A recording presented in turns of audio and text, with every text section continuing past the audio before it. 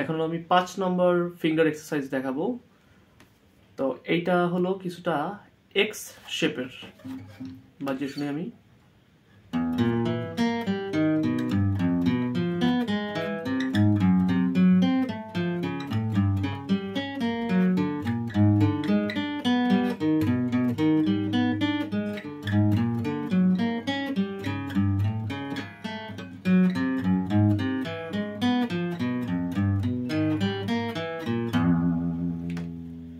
Nice না? তো এটা আমি কি বাজাচ্ছি, নাম্বার 1 6 নম্বর স্ট্রিংস 1 নম্বর ফ্রেট, তারপরে 5 নম্বর স্ট্রিংস 2 নম্বর ফ্রেট, 4 নম্বর স্ট্রিংস 3 নম্বর ফ্রেট, 3 নম্বর স্ট্রিংস 4 নম্বর ফ্রেট। তার মানে একটা এক্স এর প্রথম শেপ। আর এটা কিন্তু আমি মানে একটা বাজাবো, যখন সেকেন্ডটায় যাব তখন আবার এই তার ইমিডিয়েট আগেরটা আমি ছেড়ে দিব। প্রত্যেকটা নোট ডিস্টিংক্ট ভাবে বাজবে। আবার যখন আমি এটাতে আমি ডাউন করলাম, যখন আপ করব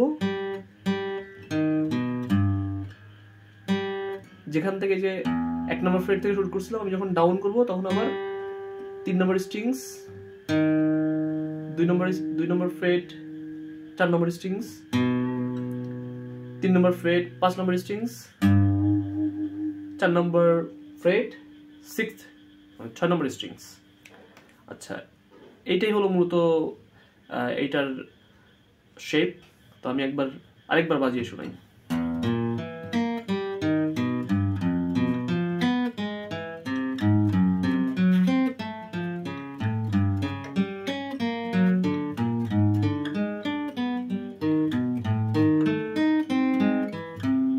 যদি আমি উল্টা করি,